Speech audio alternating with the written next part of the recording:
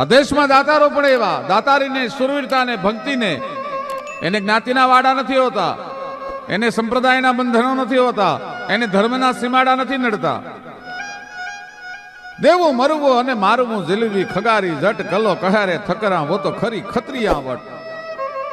હવને ગમે સંસારમાં લાખ વાતે લેવું, પણ દુનિયામાં દેવું ઈ તો વહમું લાખા વિછિયા. બાકી હવને ગમે સંસારમાં લાખ વાતે લેવું, પણ દુનિયામાં દેવું એક વહમું લાખા વિછિયા. એક એવો દાતાર માણાવદરના 24 ગામનો ધણી, એનું નામ એનું કમાલખાં બાબી.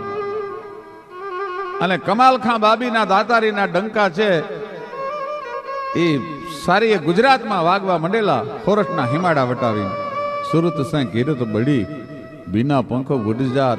સુરત તો જાતી રહે પણ કિરત કબુ હુન જાત.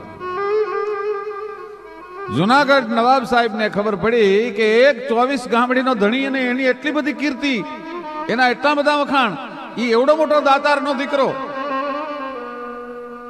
બોલાવો એને. હું 999 પાદરનો ધણી, સોરઠનો શહેનશાહ.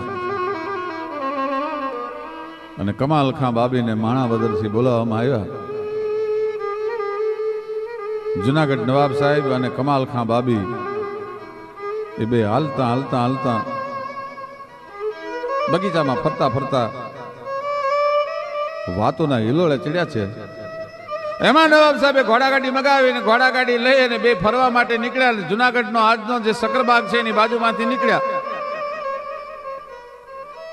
લોબાનનો ધૂપ લઈને ઉભેલો ફકીર છે એ જુનાગઢના નવાબ સાહેબ નીકળ્યા એમ કરીને ફકીરનો ધૂપ દેવા માંડ્યો. ગાડી ઉભી રહી ગઈ.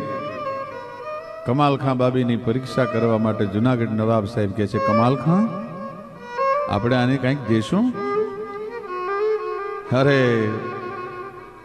બાપુ, આપ તો સારા સોરઠના સરદાર છો અને હું તો 24 ગામડીનો ધણી, હું શું આપી શકું? આપ કેવી આપી દઈ? ત્યારે જુનાગઢ નવાબ સાહેબે એમ કીધું કે આજ તો કમાલખાં કે દેવું છે.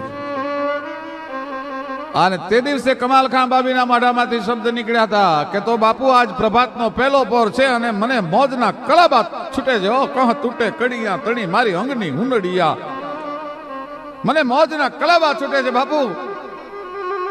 જો આપ માનો ને તો મારે આજ ફકીરને માણાવદરના 24 ગામ દઈ દેવા છે. તમે તમારું જુનાગઢ આપી દો.